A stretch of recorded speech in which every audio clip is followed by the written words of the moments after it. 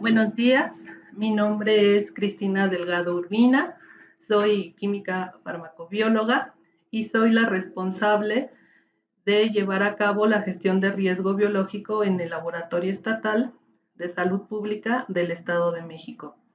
Esta vez vamos a relacionarnos con lo que es la gestión de riesgo biológico en el laboratorio. Bueno, para empezar, ¿qué riesgos implica trabajar en un laboratorio con materiales biológicos? Vamos a imaginarnos un escenario de riesgo. Juancho trabaja en el laboratorio y un lunes por la mañana se queda dormido y llega tarde a trabajar. Después de checar su tarjeta, decide pasar a recoger las muestras a piso para no tener que ir y regresar a su laboratorio. Ese día le entregaron una gradilla con las muestras de sangre que había colectado en tubos de vidrio. Ya en el pasillo se dio cuenta de que llevaba una agujeta del tenis desatada, pero como llevaba su mochila en el otro brazo, pensó que al salir del pasillo pondría la gradilla en la mesa de la recepción para amarrarse la agujeta. Antes de salir del pasillo, le hizo una broma a Martín cerca de la puerta de entrada del laboratorio y Juancho no se dio cuenta que Rosita estaba lavando el piso y había puesto una cubeta con agua en medio del pasillo. ¿Qué peligros existen en esta situación? ¿Cuáles son los riesgos y cuál es el riesgo más importante? ¿Qué influye en que ocurra o no una situación adversa?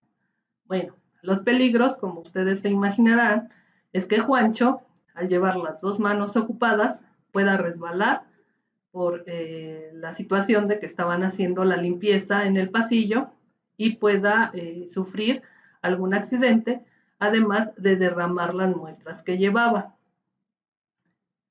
Juancho obviamente será el primer afectado, pero también estarán afectados las personas que están a su alrededor y obviamente los pacientes a los que se les tomaron las muestras, los cuales esos diagnósticos se van a trazar o se van a perder porque esas muestras pues ya no son recuperables.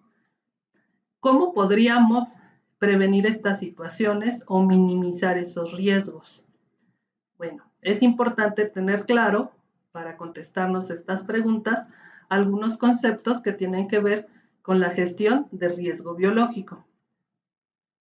La gestión de riesgo biológico son sistemas o procesos orientados a controlar los riesgos de seguridad y de protección asociados a la manipulación, almacenamiento y la eliminación de agentes biológicos y toxinas en laboratorios e instalaciones.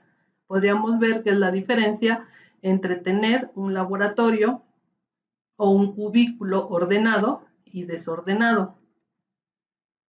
Pero ¿por qué en el laboratorio debemos de tener gestión de riesgo biológico? En primer lugar, porque pues hay riesgos inherentes por conducta y condición humana. Somos humanos y nos cansamos, a veces repetir el mismo trabajo por años, por décadas, entonces nos implica aburrirnos y hacer todos de manera mecánica, y ahí es donde podemos sufrir accidentes.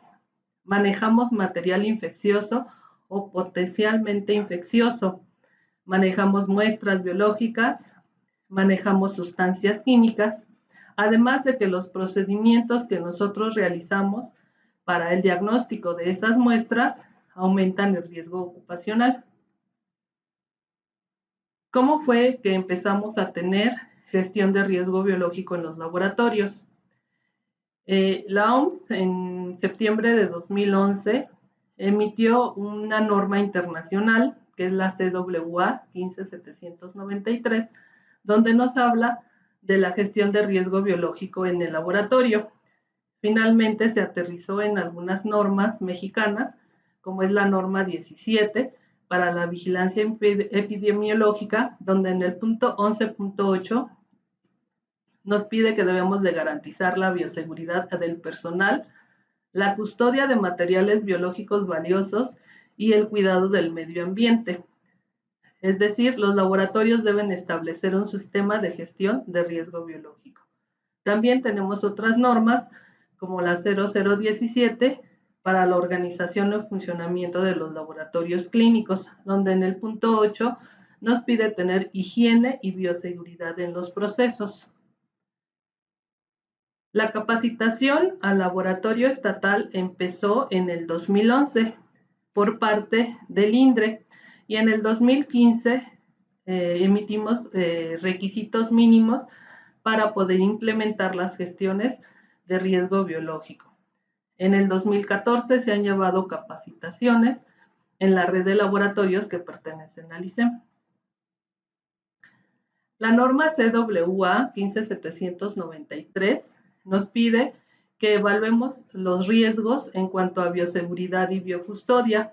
Nos recomienda el método de evaluación de riesgo llamado BioRAM. Nos pide también que realicemos mitigaciones de riesgos relacionados a lo que es bioseguridad y biocustodia y desarrollemos sistemas de desempeño. Las definiciones que vamos a manejar van a ser dos en específico. Primero sería la bioseguridad en el laboratorio, que es decir, principios y tecnologías y prácticas de contención aplicados para prevenir la exposición accidental a patógenos y toxinas o su liberación involuntaria. Es decir, debemos de tener procedimientos para cuidar al personal de la exposición a las muestras que recibimos para su proceso. La otra parte es la biocustodia o bioprotección en el laboratorio, y estas son medidas de protección institucionales y personales concebidas para prevenir la pérdida del robo, el uso incorrecto, el desvío o la liberación intencional de patógenos o toxinas. Es decir, cuidar a las muestras que nosotros tenemos en el laboratorio de una intervención inadecuada del personal o que se haga un mal uso de estas muestras. Y esto está reflejado en el Manual de Bioseguridad del Laboratorio de la Organización Mundial de la Salud, la emisión 2005, que por cierto acaba de salir la emisión 2021. Vamos a hacer un ejercicio. Piensen en esta temática. En el área de recepción de muestras se encuentra personal de nuevo ingreso. No cuenta con inducción al puesto ni asesoría a supervisión y no hace un uso adecuado del equipo de protección de personal. En su área de trabajo hay 12 tubos de vidrio con muestras para diagnóstico de VIH y por un descuido tira los tubos al suelo junto con un par de registros que se encontraban encima de los tubos. ¿Qué problemas podrían surgir ahí? ¿Cuáles serían los peligros que tendríamos y cuál sería el riesgo más importante en esta situación? ¿Qué puede influir que ocurra o no? ¿Y cuáles son las medidas de bioseguridad y biocustodia que se mantuvieron? Obviamente, en esta situación, pues otra vez va a ser lo mismo. Si se rompen esas muestras, se perdería hacerles el diagnóstico y causaríamos infección, ya que el diagnóstico del patógeno que vamos a realizar y que es probable que se encuentre en las muestras, su patogenicidad es alta. Y obviamente también perderíamos la información documental que tenemos. Entonces, lo primero es identificar qué es un peligro. Un peligro es una fuente potencial de daños, es decir, puede ser un objeto o puede ser un material. En este caso, si nos ubicamos en el laboratorio, pues diríamos que lo peligroso para nosotros son las muestras que estamos recibiendo o las muestras que estamos tomando de los pacientes, las sustancias químicas que tenemos en el laboratorio. Si tenemos bioterio, pues los animales que se encuentran en el bioterio. Eso sería un peligro para nosotros. Obviamente, ese peligro solamente es riesgoso si se encuentra en un entorno peligroso. ¿Pero qué sería un riesgo entonces? El riesgo es la probabilidad de que se produzca un suceso adverso en el que interviene un peligro concreto y tiene consecuencias. Por ejemplo, nosotros sabemos que los tiburones son peligrosos, pero en este momento nosotros no estamos en algún lugar donde haya tiburones. Por lo tanto, no son un riesgo para nosotros, porque no estamos en un entorno donde estos estén. Vamos a hacer otro ejercicio. Supongamos que el personal de nuevo ingreso, del que estábamos hablando, del área de muestras, sucedió este accidente que ya habíamos comentado, pues obviamente el personal, el peligro serían los tubos con sangre para el diagnóstico de hepatitis, de virus de la hepatitis, y el riesgo es que el personal se infecte por la exposición al virus de la hepatitis. Otra vez, ¿qué factores influyen en que esta probabilidad del derrame suceda? ¿O cuáles son las consecuencias del riesgo? El riesgo ya lo tenemos, pero no sabemos si este riesgo es bajo, moderado o alto. ¿Qué sería distinto si el riesgo fuera que el personal del área de recepción de muestras llegara molesto y provocara el derrame? Cosa que es muy raro que suceda. Sin embargo, sí existe, y si estas cuestiones influyen en nuestro trabajo. En este caso, ¿cuál es el peligro? ¿O sería ahora una amenaza? ¿Cuál es la diferencia entre peligro y amenaza? Un peligro ya quedamos que puede ser un objeto inanimado que puede dañarnos en algún momento y que este puede ser una cosa o un animal. Una amenaza es una persona que tiene la intención o la capacidad de hacernos daño a nosotros mismos o a otras personas, a los animales o al centro de trabajo. Por lo tanto, una amenaza podríamos ser nosotros como trabajadores si no tenemos prácticas adecuadas en el laboratorio. Y un riesgo puede basarse tanto en un peligro, en una amenaza o en ambos. El riesgo es la probabilidad de que se produzca un suceso adverso en el que interviene un peligro o una amenaza. La probabilidad es el grado o la posibilidad de que ocurra ese suceso, y las consecuencias pues pueden ser de graves a leves o moderadas. Nosotros podemos hacer la evaluación de este riesgo utilizando una ecuación, ya que el riesgo va a estar en función a las probabilidades y las consecuencias. Si nosotros lo graficamos, vamos a tener que, dependiendo de estas dos variables, podemos tener riesgos muy bajos, bajos, moderados, altos o muy altos. Dependiendo de las características que tengamos en nuestra área de trabajo, estas pueden variar.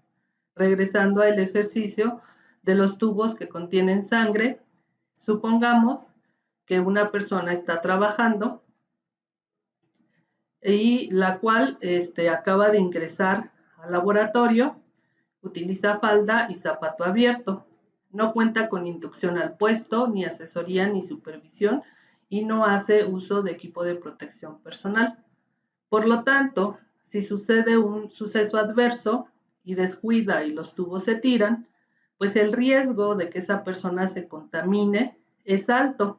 Es decir, las probabilidades de que eso suceda son altas, y las consecuencias, estamos hablando de virus de la hepatitis, pues también las consecuencias pueden ser graves o pueden ser altas.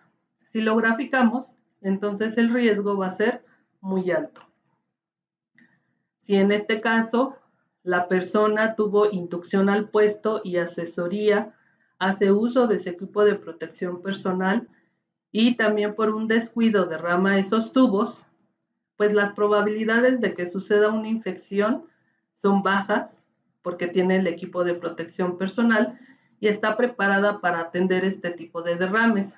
Por lo tanto, su exposición al virus de la hepatitis va a ser muy baja, es decir, las consecuencias serían bajas. En este caso, su riesgo es muy bajo. En otro tipo de ejercicio, esta persona no cuenta con inducción al puesto ni asesoría y no hace uso del equipo de protección personal. Recordemos que quedamos que utiliza falda y zapato. Al producirse el derrame, pues las probabilidades ya no serán tan altas y las consecuencias tampoco. Sin embargo, su riesgo cae en alto. Si esta persona cuenta con inducción al puesto, pero no la están supervisando ni tuvo asesorías, pero sí hace uso de su equipo de protección personal, entonces las probabilidades serían bajas de que tenga una exposición al virus y obviamente las consecuencias también. Por lo tanto, su riesgo queda en una situación baja. Es decir, nosotros podemos o tenemos herramientas para calcular el riesgo de trabajo cuando estamos procesando muestras. Para eso vamos a utilizar el modelo BioRAM. Este modelo se utiliza para evaluación de riesgos en relación con la bioseguridad y la bioprotección. Ambos se han fundado ampliamente por expertos externos a la comunidad internacional y la OMS ha creado versiones para poderlos utilizar en los laboratorios.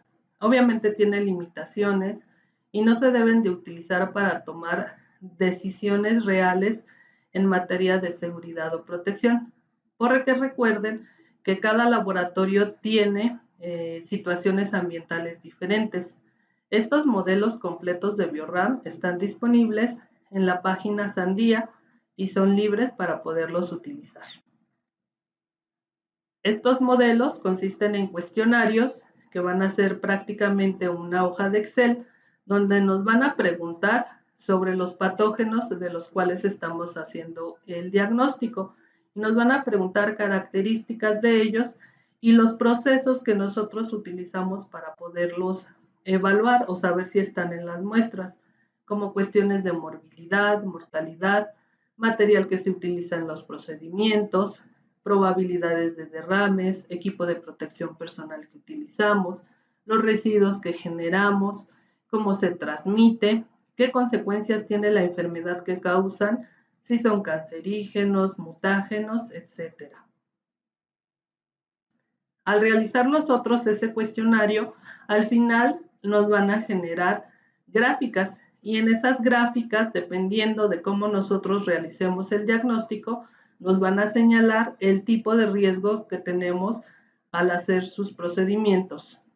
Es decir, nos van a decir qué tipo de riesgos por inhalación, por contacto directo, por ingesta, ya sea tanto para el personal que lo está manejando como para la comunidad que está alrededor de donde nosotros realizamos los diagnósticos. En este caso, serían los laboratorios o los consultorios, la unidad médica o el hospital, que sería nuestra comunidad externa inmediata. Pero también podemos hablar de la comunidad que está alrededor del hospital o del laboratorio.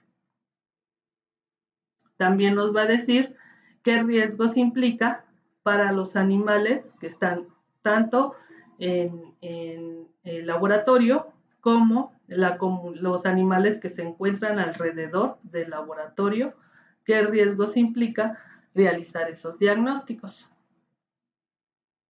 Para la cuestión de biocustodia o bioprotección, también es el mismo tipo de cuestionario, nos hacen preguntas, es un Excel y en este caso nos preguntan de ese patógeno, cómo se transmite, la estabilidad que tiene, los requisitos técnicos que contamos para sus procedimientos, la infraestructura donde nosotros realizamos los procedimientos, cómo se disemina, las singularidades del agente, cuestiones o consecuencias por el mal uso de estas muestras, tanto económicas, la morbilidad o mortalidad que pueden producir, etc. Y lo mismo, nos va a producir una gráfica o nos va a dar una gráfica donde nos va a hablar el riesgo que tienen las personas que tenemos acceso al laboratorio o al diagnóstico y el riesgo que tienen las personas que no tienen acceso al laboratorio. Es decir, el riesgo que hay de que se haga un mal uso de esas muestras o de estos patógenos, tanto para el personal interno como para la población animal también. Por lo tanto, nosotros podríamos conocer qué tipo de riesgos tenemos cuando manejamos estas muestras para contestar los cuestionarios BioRAM, nosotros debemos de tener o de conocer o contar con ciertas características de información. La primera, pues, debe ser contestada por el dueño del proceso, es decir, quien realiza esos procesos. Debemos de tener una lista de material biológico con el que trabajamos. Ese material biológico debe de estar clasificado. Debemos de tener hojas de datos de cada uno de los agentes o de los patógenos que estamos diagnosticando. Debemos de tener sus hojas de seguridad de las sustancias químicas que utilizamos para el diagnóstico. Debemos de conocer o tener la historial de los equipos médicos que utilizamos para su diagnóstico. Es tener bien establecidos procedimientos de limpieza personal, aparatos, material de trabajo, superficies en general de laboratorio, procedimientos de manejo de residuos, procedimientos de desinfección y esterilización y procedimientos de embalaje, transporte, resguardo y almacenamiento de estas muestras. Las ventajas de realizar este tipo de evaluación sólida es que facilita el proceso de evaluación de riesgos, es repetible y reproducible, facilita las decisiones en material de mitigación de riesgos y nos proporciona documentación para control de calidad. Es decir, voy a generar un riesgo que yo voy a decidir si ese riesgo es aceptable o no. Es como el gato de la imagen, está evaluando el riesgo, si vale la pena ir por la paloma o no realizarla. Pero ¿qué es un riesgo aceptable? El riesgo aceptable va a ser la medida del riesgo en que se establecen los laboratorios una vez que se aplican medidas de mitigación, controles de ingeniería, administrativos, prácticas y procedimientos para continuar con nuestro trabajo. Es decir, vamos a saber las implicaciones que tiene trabajar en el laboratorio, pero de una manera más tangible.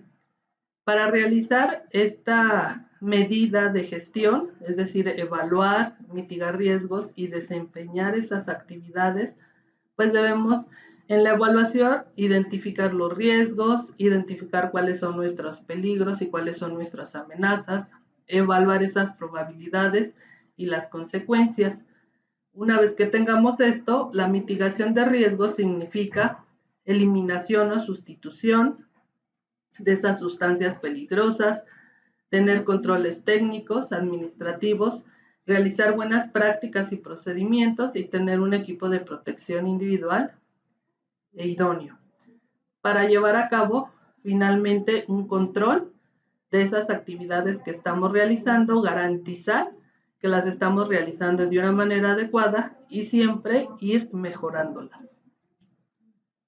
La mitigación de riesgos. Otra vez volviendo al ejercicio de que se encuentra una persona nueva, no cuenta con inducción al puesto, ni asesoría ni supervisión y no hace uso del equipo de protección de personal y tiene tubos para el diagnóstico de virus de la hepatitis. ¿Qué dos medidas de mitigación en cuanto a bioseguridad tendríamos y cuáles serían dos medidas de biocustodia? De bioseguridad, acuérdense que tendríamos que tener, bueno, la asesoría y la preparación para el diagnóstico de estas muestras, o si tenemos algún tipo de derrame, que realizar para no estar expuestos a estos derrames. Eso sería en cuanto a la bioseguridad, es decir, cómo le hacemos nosotros para evitar estar en exposición de los patógenos de las muestras. Y de biocustodia, pues obviamente que esas muestras de alguna manera las podamos recuperar si nos comunicamos inmediatamente con el médico y que las vuelva a tomar y no perder el diagnóstico de estas. Y la otra, que resguardemos sus datos, que estén sus datos o sus hojas, sus historias clínicas, que las tengamos bien resguardadas para que podamos seguir con el diagnóstico. De alguna manera nosotros en los laboratorios ya llevamos a cabo estas técnicas, pero ¿cómo exactamente es que los procedimientos de evaluación, mitigación y desempeño los llevamos en el laboratorio, o cómo podríamos mejorar estas gestiones tanto a corto como a largo plazo, y cuáles serían las dificultades para implementarlas o cuáles serían las ventajas de implementar estos métodos. En este caso, ayudados de la gestión de calidad en los laboratorios, todas estas situaciones es como nosotros las resolvemos, pero siempre cómo le haríamos para que esto pueda ser perdurable y en algún momento no se pierda o no se empiece a hacer diferenciación con otras cosas, irnos, perder de vista el resguardo de estas muestras y de estos datos, o cómo implementar estos métodos. Generalmente con los que nos vamos a topar, pues son dos cuestiones elementales. Una es la económica y la otra es el personal. En la económica, aunque puede ser una inversión fuerte al principio, pero eso nos va a hacer reducir gastos, como siempre, a largo plazo, y las capacitaciones en cuanto al personal, pues son muy importantes para que se puedan seguir llevando a cabo estas metodologías. Para esto también debemos de tener un manual de gestión de riesgo biológico. En este manual pues debemos de tener especificados políticas y objetivos en gestión de riesgo biológico. Es decir, nosotros al implementar estas muestras, pues qué es lo que deberíamos de llevar a cabo o cuáles son nuestros objetivos, es decir, cómo es que los vamos a implementar. Debemos de nombrar un responsable de gestión de riesgo biológico para la implementación y la supervisión o actualización de estos procedimientos. Debemos de tener un comité de gestión de riesgo biológico que es el que va a llevar a cabo las actualizaciones o las implementaciones y capacitaciones del personal. Debemos de contar con inventarios actualizados del material biológico peligroso, debemos de realizar hojas de seguridad de esos patógenos y debemos de tener un reglamento de bioseguridad. En el laboratorio contamos ya con el Comité de Gestión de Riesgo Biológico, que está conformado por la dirección, por parte de medicina laboral, por el personal del bioterio, por mantenimiento, por el área técnica y por el área administrativa. Se debe de realizar un acta constitutiva, se deben de dar nombramientos y se debe de tener una delegación de autoridad para cumplir con sus funciones. Definir también qué funciones va a tener cada uno de los componentes del comité y dar a conocer a todo el personal de la institución el comité y sus funciones. Contamos con inventario de sustancias químicas y mezclas donde debe de estar especificado pues cuando llega al laboratorio, qué clave tiene, la marca, el catálogo, el lote, la cantidad que tenemos, dónde los utilizamos, etcétera. Y debemos de tener el reglamento de bioseguridad del laboratorio. Y este reglamento consiste en checar el ingreso al laboratorio, debe ser con identificación y registro de acceso. Por la pandemia, obviamente, se debe de ingresar con cubrebocas, en específico para realizar los procedimientos en los laboratorios. No podemos utilizar cubrebocas de tela, deben de ser cubrebocas desechables. Para trabajos administrativos podemos utilizar cubrebocas de tela, no hay ningún problema. También debemos de tener un filtro por la cuestión también de la pandemia, donde debemos de respetar y tomar temperaturas y sobre todo pues decir si se tiene alguna sintomatología. Y eso está reflejado ya en el reglamento de seguridad sanitaria del COVID-19 del laboratorio. Debemos de conocer y respetar los protocolos y reglamentos internos de cada área. Por ejemplo, no pipetear con la boca, utilizar perillas, no utilizar material roto, desecharlo de manera adecuada. Para calentar el mechero, direccionar el contenedor hacia el lugar vacío, etcétera. Es decir, realizar prácticas que no nos pongan en riesgo. Y generalmente esto ya lo tenemos establecidos en nuestros métodos de prueba. El equipo de protección personal solamente deberá ser utilizado en las áreas operativas. Es decir, no podemos salir con la bata que utilizamos para realizar los procesos a la calle o ir al baño o ir a las oficinas del laboratorio, porque acuérdense que podríamos estar en las batas utilizándolo como fomites de los patógenos que estamos diagnosticando. También debemos de utilizarlo de manera apropiada, mantenerlo limpio y resguardarlo o desecharlo de manera correcta. Acuérdense que el equipo de protección personal depende de cada metodología o cada diagnóstico que hacemos y eso ya debe de estar reflejado en nuestros formatos o en los métodos de prueba. Debemos de mantener prácticas estrictas de higiene y de aseo personal, siempre tener ropa limpia, tener las manos limpias y desinfectadas, utilizar calzado limpio y apropiado.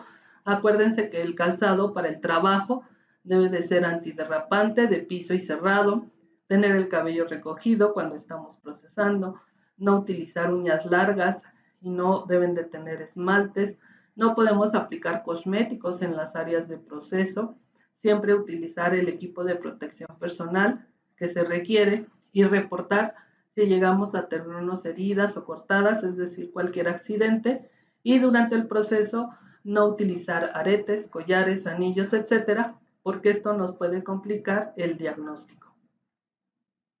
No podemos utilizar tampoco objetos personales durante el proceso de diagnóstico, como audífonos o celulares. Los celulares podrían ser unos fomites también, los audífonos lo mismo, y si estamos con audífonos y en caso de alguna situación de alarma, por alguna emergencia no podríamos escucharla y podríamos caer en peligro nosotros y poner en peligro a los demás. No podemos ingerir alimentos, bebidas, ni fumar o utilizar audífonos y no podemos aplicar los cosméticos ni manipular lentes de contacto en las áreas de trabajo. Debemos de mantener el área de trabajo segura, ordenada y limpia.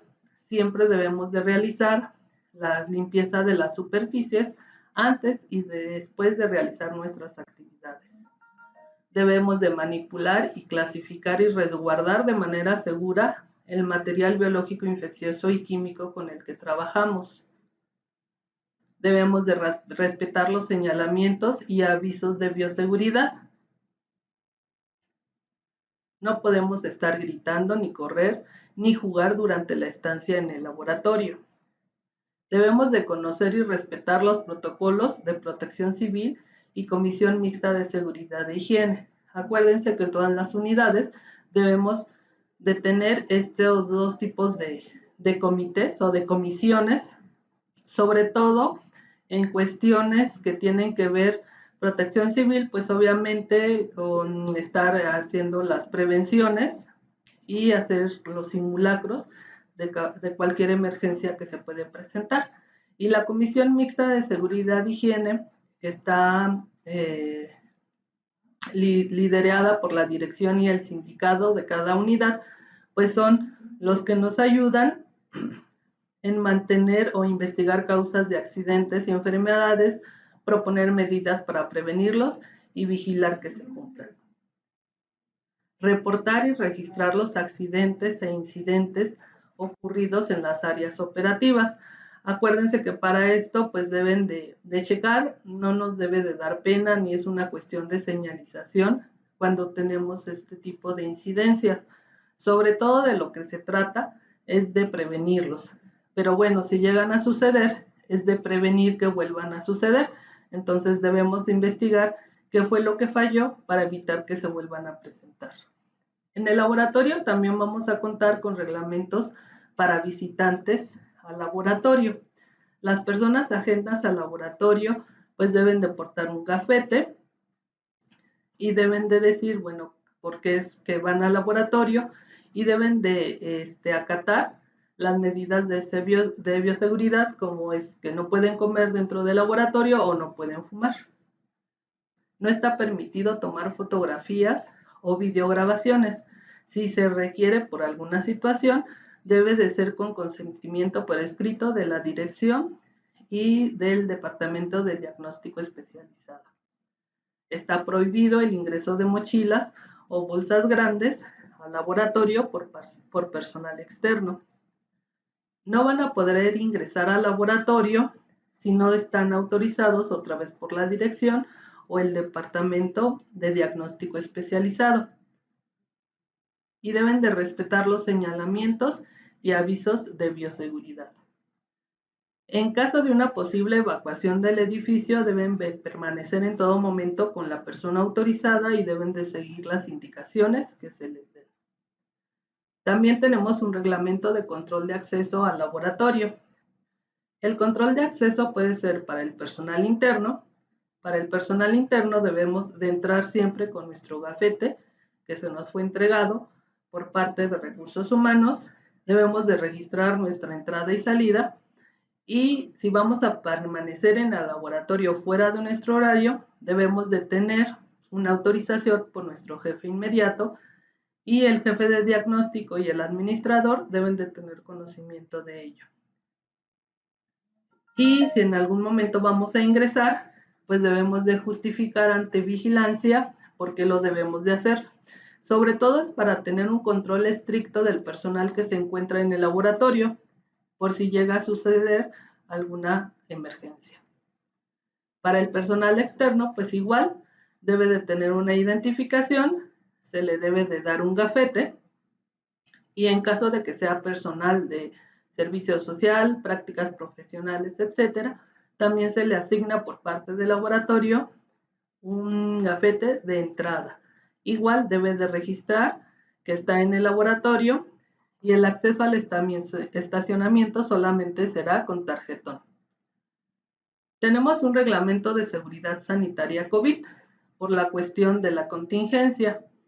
Y aunque ya todo mundo conocemos este tipo de reglamentos, porque ya prácticamente tenemos más de un año con esto, siempre hay que estar capacitando al personal, sobre todo al personal de nuevo ingreso a nuestras áreas, donde primero les enseñamos el reglamento 1, que es el que acabamos de ver.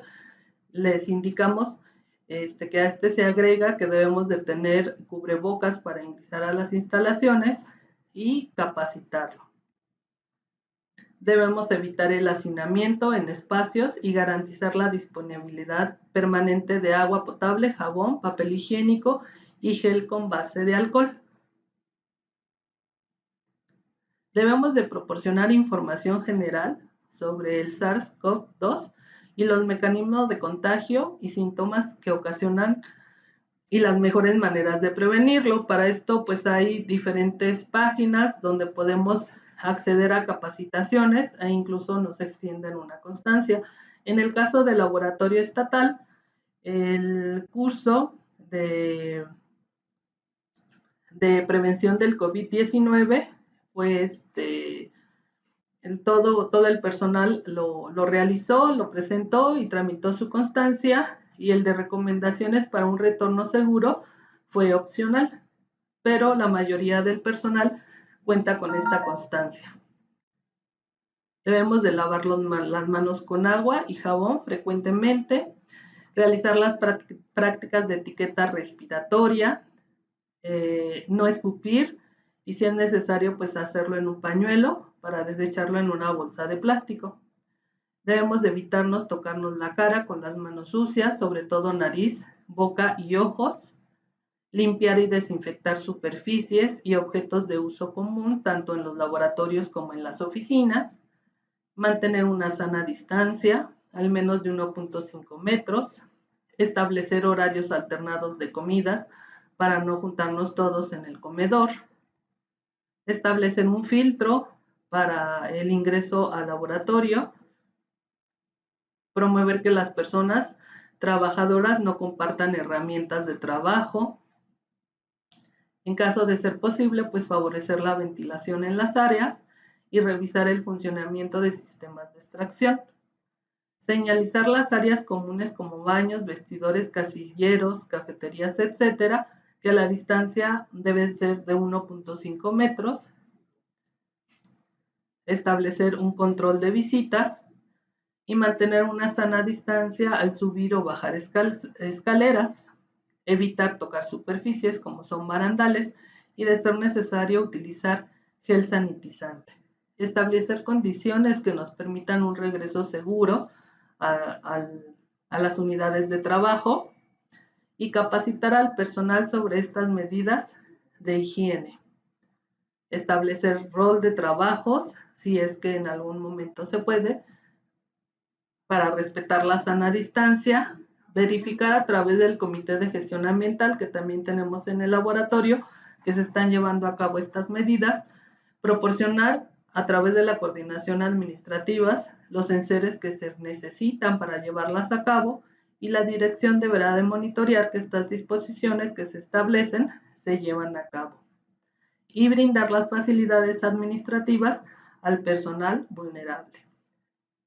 A partir de eso, bueno, se tienen varios anexos. En esto es el reglamento, donde se establece cuáles son las personas que tienen alto riesgo, riesgo alto, riesgo medio y riesgo bajo de tener complicaciones por infecciones de COVID, que están en el anexo 1, el filtro de entrada que tenemos en el anexo 2, las supervisiones que llevamos para que esto se lleve a cabo en el anexo 3, y debemos de llevar también autoevaluaciones en el anexo 4.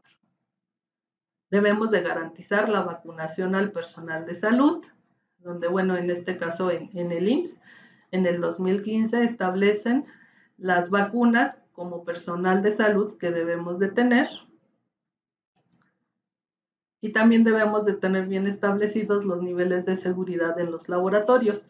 Para nosotros, el nivel de seguridad que nos aplica, y en general para todos los laboratorios, es el nivel de seguridad 2, que es donde manejamos agentes patógenos que pueden producir enfermedades humanas o animales, pero existen medidas preventivas y terapéuticas eficaces, y el riesgo de propagación es limitado en el laboratorio y la comunidad, para la mayoría.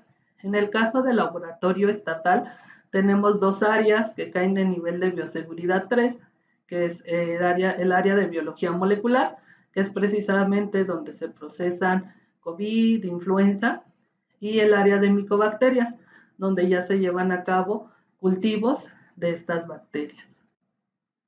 Acuérdense que también debemos de contar con protocolos para enfermedades emergentes. Ya hemos tenido epidemias causadas por el virus del ébola a nivel, bueno, fueron en África 2014 y 2018.